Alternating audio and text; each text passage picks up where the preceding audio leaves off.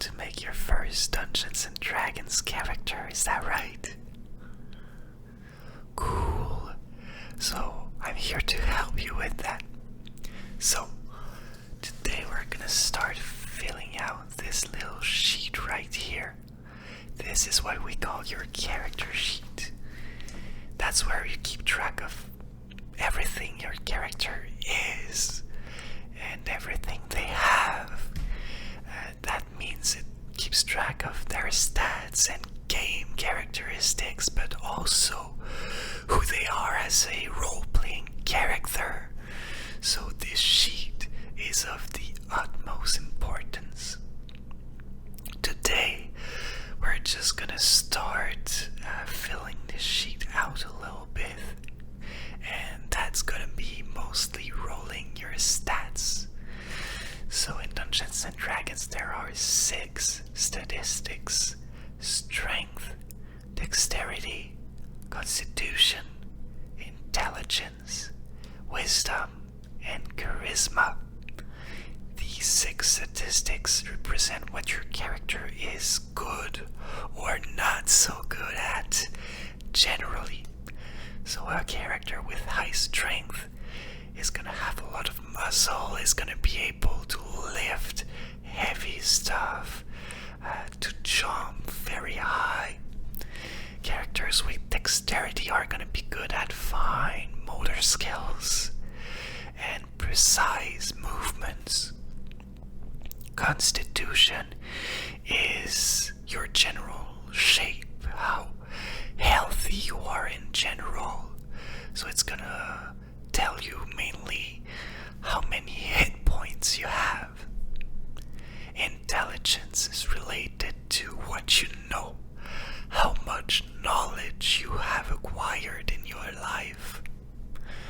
Wisdom is more about feelings, how well you can feel your environment.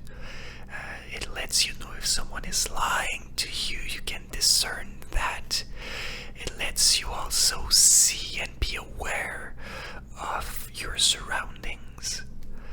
And last but not least, charisma represents how much influence you have on others. Charisma is mostly your social skills.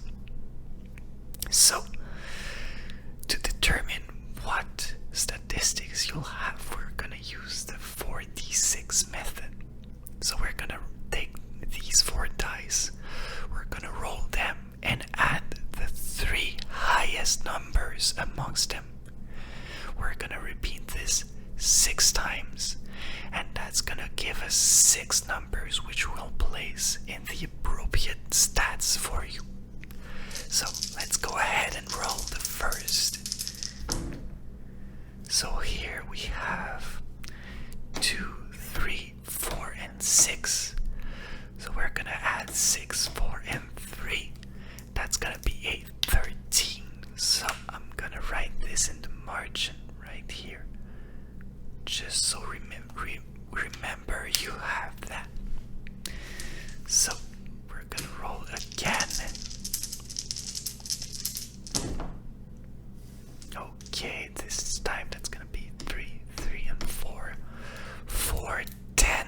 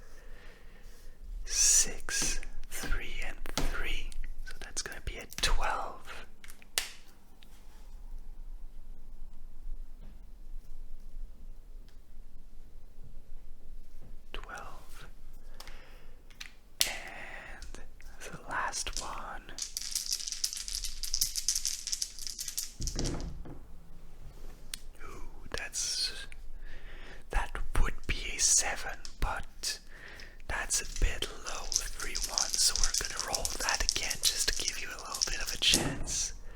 Oh boy, and there you go, it was right around the corner, so 6, 6, and 6.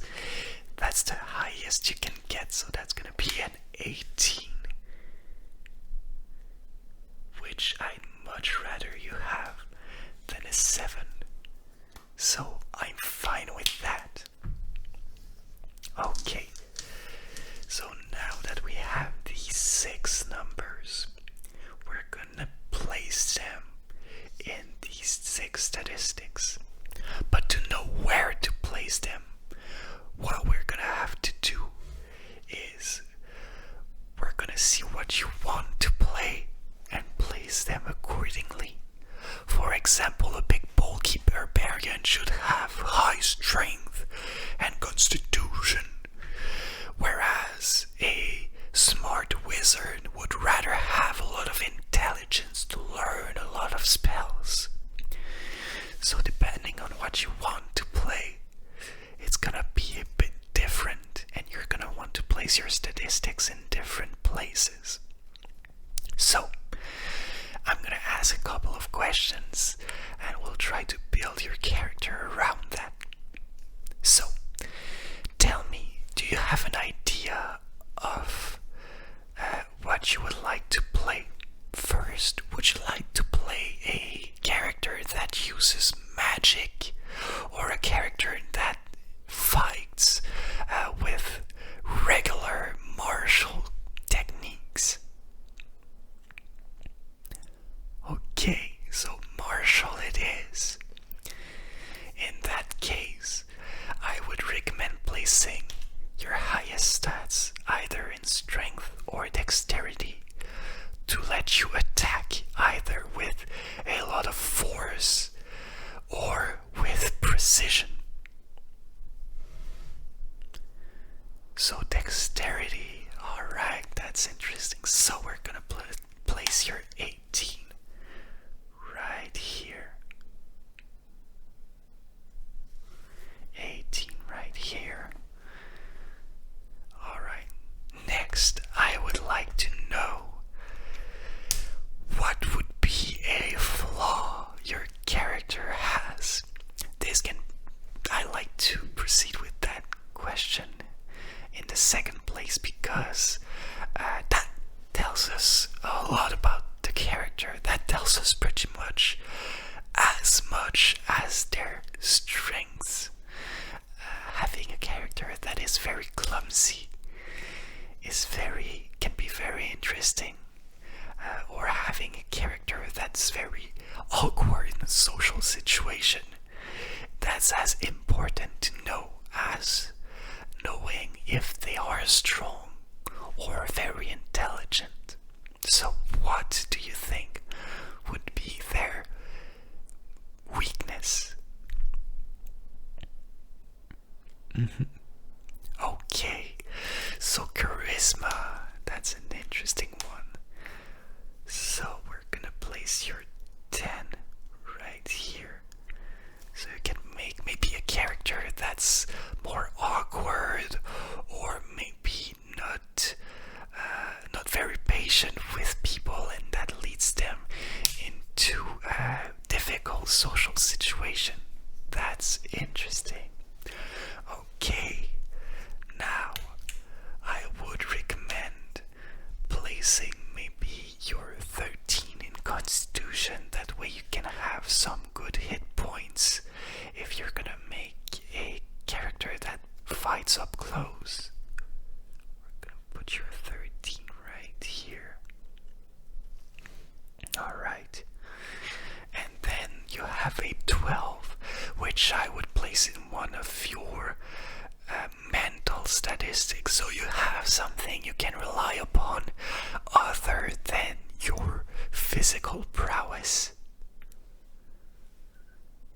A wise person. Yeah, that works. So we're gonna put your 12. Whoa. My mark here is running out of ink, I see. That's okay.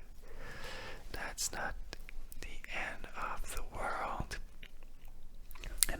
place your 11s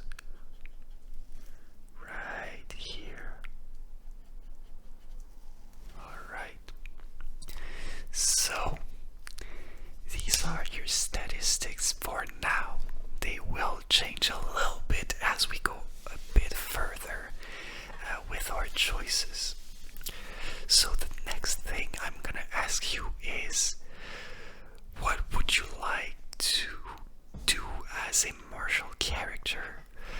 The fighter is very good with this technique. They know a lot. They have a lot of training in fighting. The barbarian would not be the best choice for dexterity, because they rely on brute force, which you don't have a lot of. I could recommend maybe doing a fighter with a light kind of sword, or maybe using a bow.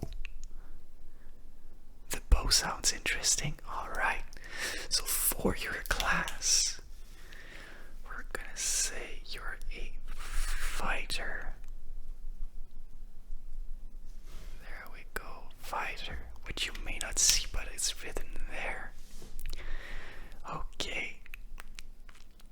In that case, something that could be interesting for your race is playing a halfling. That would give you a boost to dexterity, which would bring it to a 20, which is very good. And you could also get a boost to your constitution, bringing it to 14.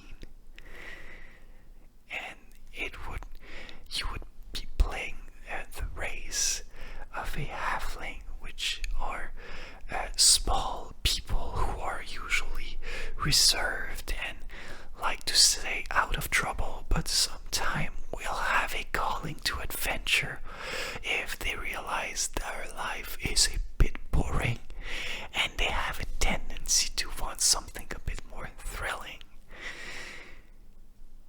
Sounds good. Alright, so we'll give you the stout halfling race.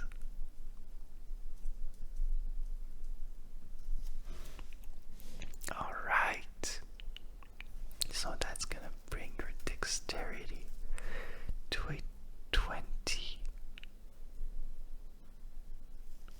and your constitution to a 14. How does that sound? Not too bad, eh? Alright, so we are done with most of the choices we have to make. From there, all you would have to do to complete your character is open up your player's handbook and fill out everything the halfling race gives you, everything the fighter class gives you, and choose a background for your character. So that's gonna be where I leave you for today. I hope you liked this little experiment of making up a character on the spot and rolling everything. If you did, it would mean a lot to me if you subscribed or just hit the like button on this video.